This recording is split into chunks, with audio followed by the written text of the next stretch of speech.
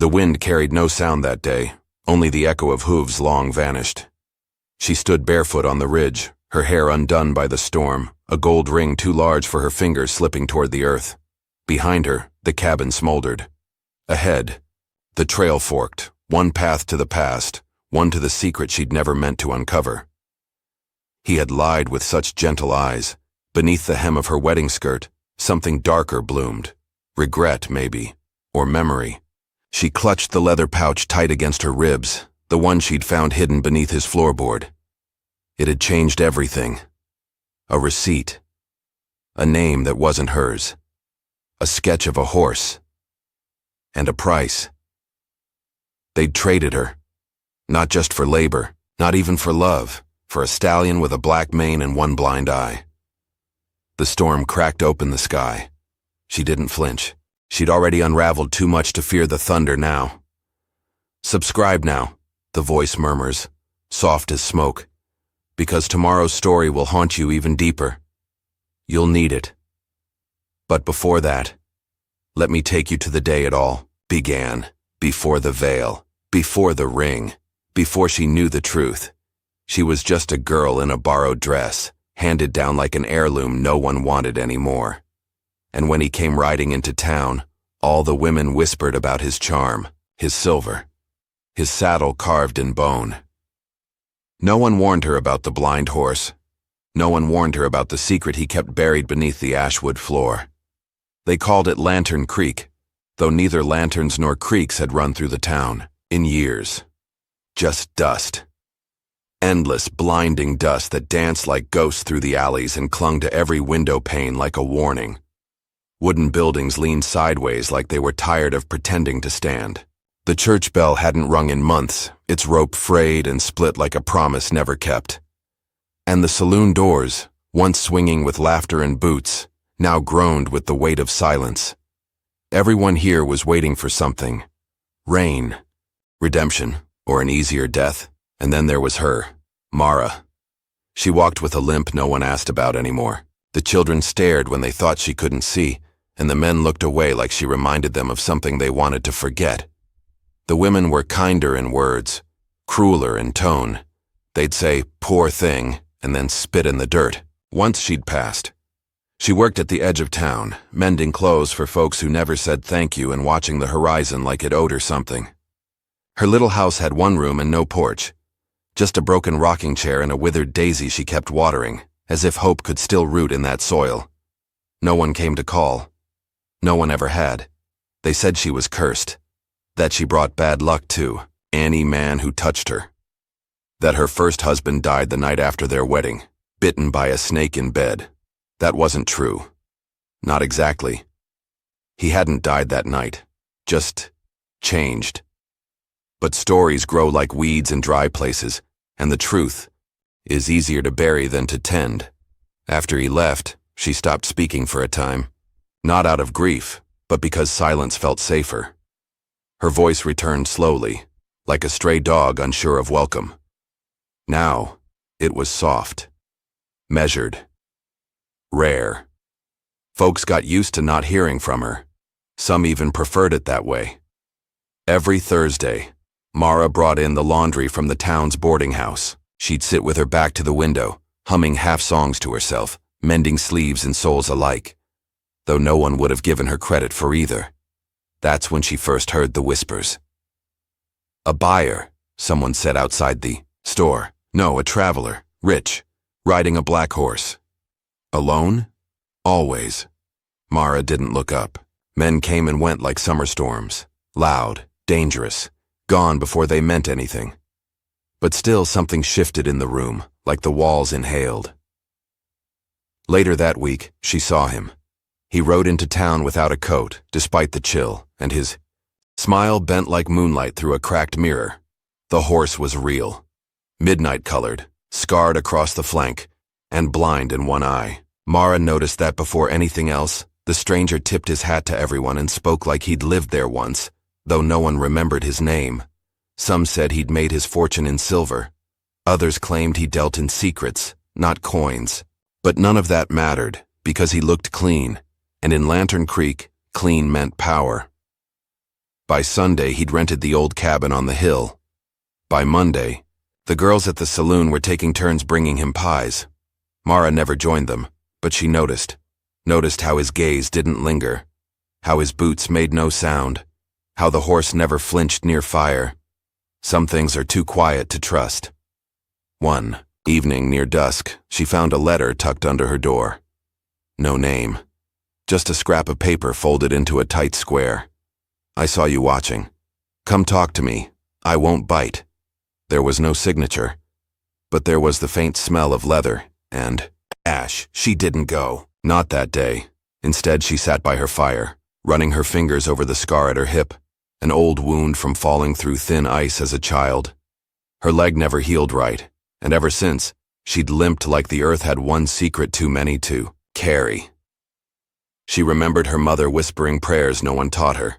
She remembered how her father left before she could walk again, and she remembered the way the town changed once she grew into a woman, with different eyes and careful hands and a name no one ever said kindly again. Mara knew better than to follow strange men with kind letters, but curiosity is a silent thief, and by the second letter, she'd already left her door unlocked. They met by the old chapel ruin. He said his name was Ellis, said he traveled for work, never said what that work was. His voice was warm, his smile, not quite full. He didn't ask about her limp, didn't flinch when she didn't speak for the first 5 minutes, just waited. That patience scared her more than his horse ever could. Weeks passed. They walked together sometimes, him talking, her listening. Her silence didn't seem to bother him. It almost seemed to comfort him. Until one day, without a word, he offered her something, a paper, folded neatly, a contract. At first she thought it was for land or labor, or something else men bartered over. But no, her name was written at the top, his signature at the bottom, and next to it, the price. 1 black stallion, broken in, blind in one eye. Mara didn't understand, not at first. He smiled again, softer this time. I can give you a home, he said. A new name, a clean story. She looked down at the paper. It looked more like a receipt than a promise. But she'd been alone so long that even a bad ending felt better than no story at all. So she said yes. And the town, they celebrated like a storm had finally passed. No one asked questions. No one saw the way her hands trembled when she signed, or the way Ellis's horse stared into the firelight, like it remembered something too. The wind changed on a Tuesday. It wasn't the kind of change most would notice. Not a storm, not a temperature drop, just a shift, subtle, but certain. The dust didn't swirl the same. The crows stopped flying west. Even the church bell, long still, gave a hollow clang in the breeze like it remembered how to mourn. Mara felt it before she saw him. She was hanging linens in the yard behind the cabin, white sheets fluttering like ghosts in a dream. Her ankle ached. The air tasted different, and not just from the wood smoke Ellis had burning in the hearth. She paused, clothespin in hand, and turned. He stood just beyond the fence. Not Ellis, not a townsperson, a stranger. He wore no hat, though. The sun bit hard. His coat was plain, travel-worn, dust on the boots, pale scar on the jaw. He didn't look rich. He didn't look poor either. Just unfinished. His gaze met hers and stayed. Not searching, not staring, just seeing. She blinked first. He nodded. Polite. No smile. Then turned and walked off like he hadn't come for anything after all. But he had. She knew. That evening, Ellis didn't come home for supper. It wasn't unusual. He claimed to meet buyers, claimed to have business in towns further west. He never explained what kind. She never asked. A quiet agreement between them. She wouldn't pry, and he wouldn't lie too well. Still, his absence echoed. She sat by, the fire alone, mending a shirt that didn't need fixing, replaying that glance through the laundry line. Not just the way the stranger looked at her. The way he didn't flinch, didn't pity, as if he knew she wasn't something broken. Just paused. The next morning, Mara went to town to fetch salt and thread. Her limp felt heavier, though the pain was the same. She blamed the weather. She always did. Whispers followed her like shadows. "Did you see him?"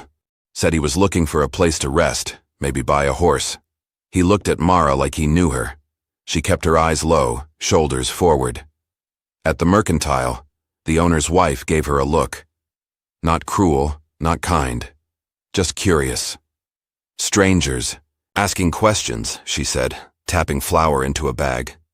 "About folks who live on the hill. Said he's a historian, or a collector, I forget which." Mara didn't answer. Paid in coins, left without a word. That night, she watered the daisy again. It was already dead. Days passed, then a week. She saw the stranger again outside the chapel ruin, brushing dirt off a stone marker. Not a grave, just a rock weathered by time and wind. A child's name almost worn away. He looked up, didn't smile, didn't leave, so she didn't either. They sat, 10 feet apart. No words. The silence wasn't awkward. It breathed. She noticed how he kept one hand always on his satchel. Not possessively, protectively. As if it held something not worth stealing, but worth remembering. He noticed how she flinched when the wind blew too fast. After a while, he spoke. "Just once. You never belonged here, did you?" It wasn't a question. She didn't answer. Didn't need to. The town noticed. People talk when silence shifts, the same way they talk when rain hits dry earth, not because it's dangerous, but because it means change. And change, in Lantern Creek, was always unwelcome. They saw Mara walking slower now, but straighter. They saw the stranger watching the hills, eyes narrowed like he could see something buried beneath them, and they began to mutter. Ellis returned one night without warning, his hand smelling of horses, and his coat wet with creek. "Water, you been wandering?" he asked her, eyes not angry, but sharper than before. "No." He nodded, lit a pipe.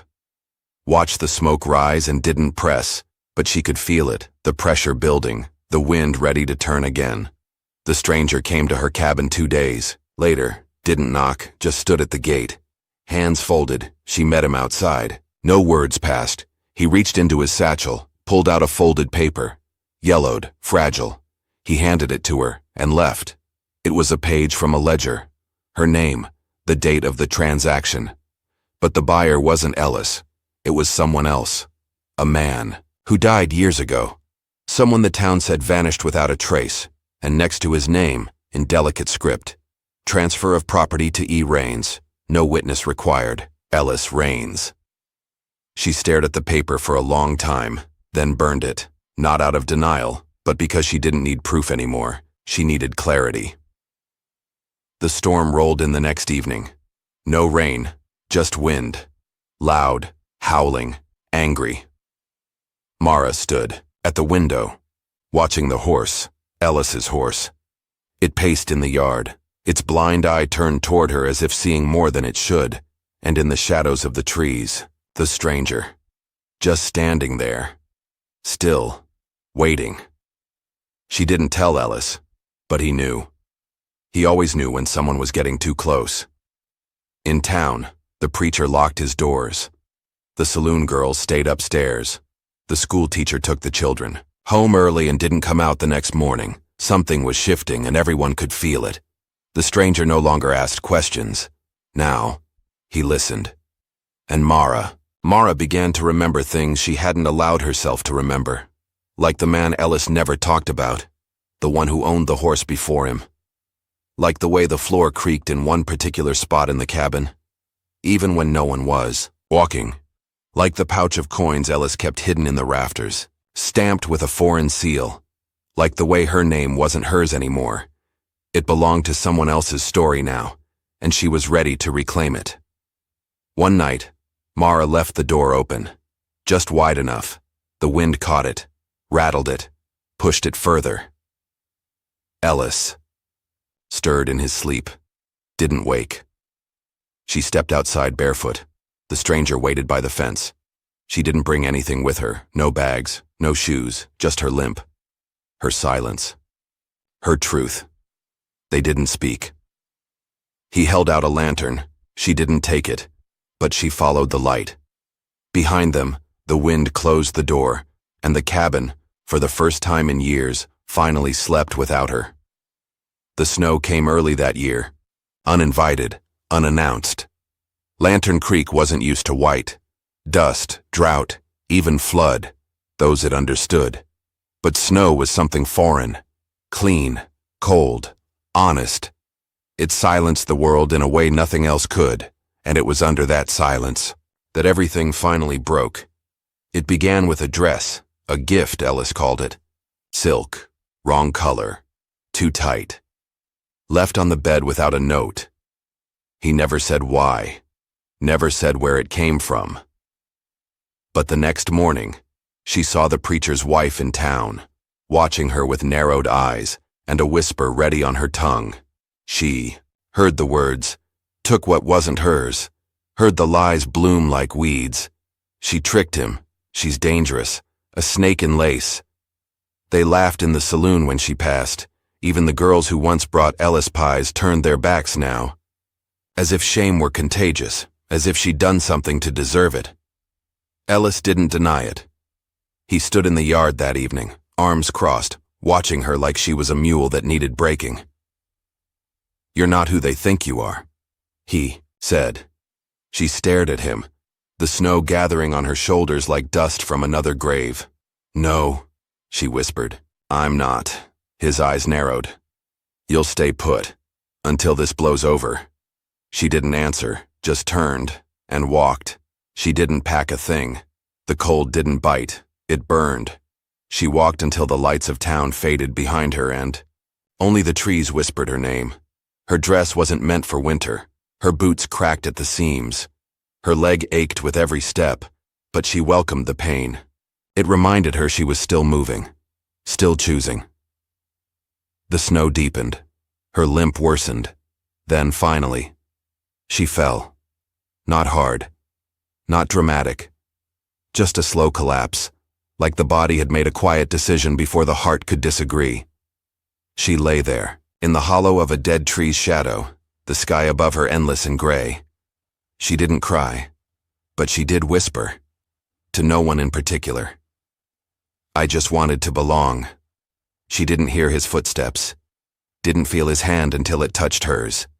Light, not urgent. He didn't lift her, just knelt, beside her, silent. When she finally looked up, his face was half shadowed by the lantern he'd set in the snow. The stranger. He didn't speak, just offered his coat, not draped over her like a savior, but folded. Waiting. For her. To choose. She took it. And when she stood, he didn't hold her, but he didn't let her fall again. They didn't go far. An old miner's hut, broken but still sheltering, stood a mile off the trail. He'd cleaned it out, it seemed, cleared the dust, set a fire, left nothing sharp in corners.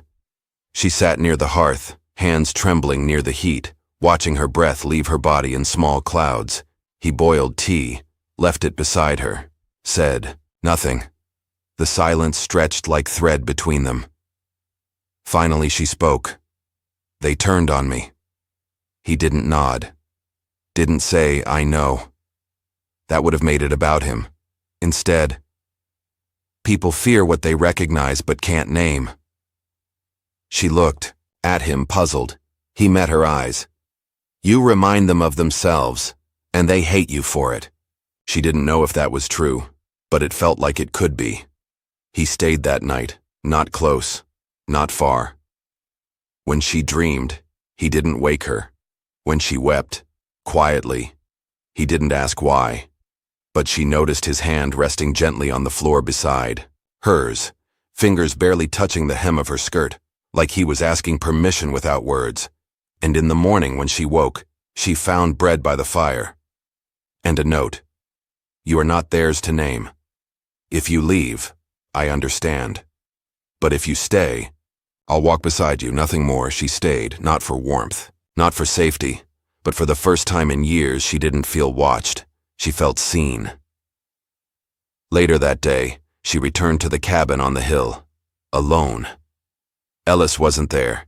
She knew where he kept his papers. She knew what lay beneath the floorboards. Now, the ledger pages, all of them, folded, marked, signed by hands not hers, a book of women, dates, prices, transfers. She wasn't the first, but she would be the last. She didn't take the book, just one page, the first, her name, and a single line. Scrawled in newer ink, final trade, unreturnable. She folded it, slipped it in her coat, and walked back into the snow. The stranger waited in town by the chapel ruin. She sat beside him this time without flinching. "Why me?" she asked. He looked out at the snow falling through the broken roof. "Because I've seen what people throw away when they think no one's looking. And I've never seen anything like you," she scoffed. But something inside her softened, not melted, just thawed. He turned to her, face open, voice low. "I know you don't trust easily. You shouldn't. But I'm not here to fix you, just to walk beside you, however far you let me." She didn't answer. She didn't need to. Her hand reached for his, not for support, for witness, and he held it, not like a possession, like a promise. They left the next week, not in secret, not in shame. She walked through Lantern Creek with her chin lifted, her limp steady, her eyes forward. Ellis never stopped them. Maybe he saw her. Fire was no longer for sale. Maybe he knew the wind had changed for good. Maybe he just didn't dare. The townsfolk watched from behind windows. No one spoke, no one dared. But one child waved, and that was enough. Out past the ridge, she stopped once, turned back. The cabin was a smudge in the distance now. The saloon just a glint of glass. The chapel, only bones. She breathed deep. The snow fell softer out there, no echoes. No names, just space and sky. And a man who didn't walk ahead, didn't drag behind, just stood beside her, waiting. And together, they moved forward. They thought she was broken. But someone saw gold in the ashes. The land they found wasn't much, not at first. A sloped valley, more rock than soil, wind-scoured and stubborn. Trees leaned like they'd considered leaving but changed their minds. The old barn had no roof. The well ran dry, but the view stretched for miles, and that, to Mara, felt like a kind of freedom. She stood on the ridge with the stranger. Now, no longer just a stranger, though she still didn't know everything about him. He let her name the place. She chose Ash Hollow, because sometimes, even after fire, things grow. The days passed slow and honest. They built with bare hands, not plans. Hammered fence posts under red dawns, cleared brush while the crows watched. Dug the well deeper until water finally came up cold and clean. She found a half-wild mare in the hills, black as night with eyes like ember coals. Took weeks to get close, and longer to earn its trust. But one morning, the horse followed her, to the barn without rope or command. She named her Sable. "She's just like you," he'd said, watching from the porch. Mara smiled faintly. "No, she's gentler." He didn't argue, but he never looked at her like she was fragile, only like she was still becoming. At night, they sat by the fire. Real fire, not metaphor. Cedar logs crackling in a hearth they'd laid stone by stone. She told stories then, not all of them, not yet, but enough. About her mother's voice, about the time she fell from a tree and pretended she hadn't cried, about the way it felt the first time someone called her mine like it was a price tag. He listened the way good men do, not to reply, but to hold space. Eventually, he shared too. His name was Jonah. He'd once been a mapmaker, not for countries, for railroads, paid to carve lines across stolen land, paid to make sense of what was never his to name. He said he quit the day he watched a town rise over a graveyard no one bothered to mark. "I couldn't draw another line after that," he said. Mara understood. Some lines aren't meant to be crossed, others aren't meant to be drawn at all. Their first real challenge wasn't a storm, it was a letter. Jonah found it tucked under a stone by the gate. No name, just the wax seal of Lantern Creek. Inside, A warning. Return what isn't yours. No signature. But the handwriting was Ellis's. She burned the letter without a word. He didn't stop her, but that night she didn't sleep. Not out of fear, out of fury. I thought it was over, she whispered near the fire. I thought we were past it. Jonah stirred the coals slowly. We are. He's not. He still thinks I'm his. You know you're not. She nodded. But knowing doesn't quiet the echoes. He reached for her hand. Then let's build something louder. They expanded the barn, added 3 stalls, bought 2 geldings from a traveling trader and let Mara name them both. She chose Dust and Promise. They planted peach trees even though the soil didn't promise much. He wrote in the evenings again, journals, sketches, stories. She painted the doors a warm red, and for a time the world was gentle. Not perfect, but honest. The final challenge came with the thaw. Jonah returned from the ridge one afternoon, face tight. There's a man coming. Says he's a marshal. Her breath caught. For you? For both of us, maybe. She didn't ask why. He didn't explain. That night she sat on the porch alone while he packed a satchel. Not to run, but to be ready. He returned beside her quietly. Sat, waited. She turned to him, voice steady. If you leave, I won't stop you. I'm not leaving. He looked at her. But I need you to know, I've lied. Not about who I am, but what I did. She didn't flinch. He told her. About the man who went missing years ago. A land baron who claimed a river that wasn't his. About the villagers who protested. About the night Jonah stood between the baron and the burning homes. He raised a rifle. I raised a stone. Silence. I didn't check if he got up. Mara's throat tightened. Not with fear, but with understanding. She didn't speak right away. Then, we all did things to survive. He met her gaze. I don't want survival anymore, he said. I want to live. She nodded.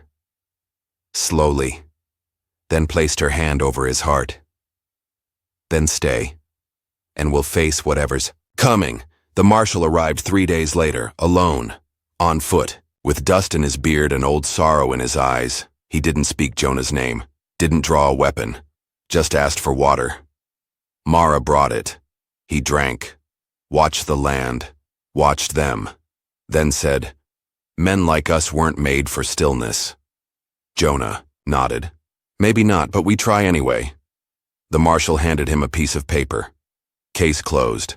No claim, no body, no witness. Then tipped his hat to Mara. Looks like he found what the rest of us never did. And left, just like that.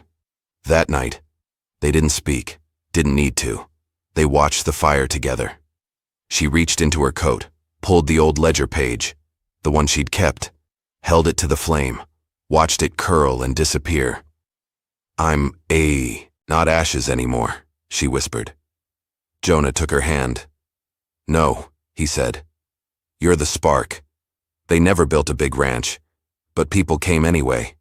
Drifters, dreamers, widows with nowhere left to go. Mara taught them to ride. Jonah taught them to map the stars. No one asked who you were before, only who you chose to become. And under the quiet sky of Ash Hollow, the wind no longer felt like judgment, only like freedom. They thought she was broken, but someone saw gold in the ashes. And from that fire, she rose, not saved, but seen, not claimed, but chosen. The letter came on the wings of spring, not from Ellis, not from the marshal, from the town itself. An invitation, scrawled in hasty ink, signed by trembling hands, a festival, Lantern Creek Day. You're welcome to come, both of you, no apology, but something close. Jonah read it twice. Mara didn't read it at all. I don't need their bread or banners, she said, stacking firewood near the porch. He nodded, tying a rope at the corral. No, but maybe they need to see you're not afraid anymore. She looked up. The valley behind him rolled wide and golden. No, she said softly. They need to see I'm not theirs anymore. They arrived at dusk, rode into town together. Not side by side, but with her just ahead. Let them see that. Let them wonder. She wore no dress, no veil, no lace. Only her boots, her coat, and a strand of leather around her wrist, knotted 3 times. One for who she had been, one for who she had lost, one for who she had become. No one called her names. No one dared. The preacher's wife looked away. The blacksmith gave a small, silent nod. The saloon girl, the one with the tired eyes, smiled. Just a little. That was enough. At the square, music played. Children danced with wooden horses and ribbon sticks. Ellis wasn't there, but his house stood boarded and dark, like a mistake the town had stopped pretending to defend. Jonah bought 2 mugs of cider and handed her one. She held it, eyes fixed. On the fire pit in the center of town, flames licking the sky, orange and wild, he leaned in close. "We can leave whenever you're ready." She looked at him, truly looked, and then at the fire. "No," she said, "not yet." She stepped forward, and for the first time, she spoke to the people. Not for them, not against them, just to them. "I won't come back here again," she said. "Not because I hate you, but because I forgive you." Silence. Then, a whisper, from someone older. "You were never what they said." And another. She didn't burn. She bloomed. She turned to Jonah and reached for his hand, not in question, in answer. They left at midnight. The stars were wide open above the ridge, the moon like a coin in God's pocket. Neither of them spoke until the town lights were gone behind them. Then, she said, "I thought I'd feel smaller going back." He looked at her. "And? I feel bigger, like I outgrew it." He smiled. "You did." The next morning she opened the stable doors and Sable walked out without reins, brushing her nose against Mara's hand. Dust kicked his hooves like he knew something had shifted. Jonah saddled the wagon. Not to leave, but to build. He'd found wood from a fallen cherry tree, said it'd make a fine cradle. She didn't ask why, just smiled, and later by the hearth, she placed her hand over her belly. He looked up, hope flickering in his eyes. She nodded. "I think it's time," she whispered, "to name something after someone we lost." He didn't ask who, he didn't need to. 3 seasons later, under a night so clear it seemed lit from within, they stood together in the clearing by the peach trees. The orchard had bloomed against, all odd, crooked, stubborn blossoms clinging to rough branches. Their guests were few: the blacksmith, the saloon girl, the child who once waved goodbye, and in Mara's arms, a boy with coal-black hair and a quiet, watching gaze. They called him Ash, not for pain, but for what comes after it. There was no preacher, only the stars and the wind, and Jonah's voice, low and sure. "I never came to rescue you," he said. "Only to walk with you wherever you led." Mara held his hands, calloused and warm. "I was never lost," she said, "just waiting to be seen." And under the vast silence of the sky, they kissed, not like stories end, but like stories begin. They built no mansion, only a home with creaking floors, open windows, and a fire that never stopped burning. Not a blaze, not a fury, just warmth, steady, gentle, like her, like him, like the life they chose hand in hand, step by step in the snow and sun and everything between. She was never a curse. She was someone's miracle all along. Subscribe, and let me introduce you to the next miracle tomorrow.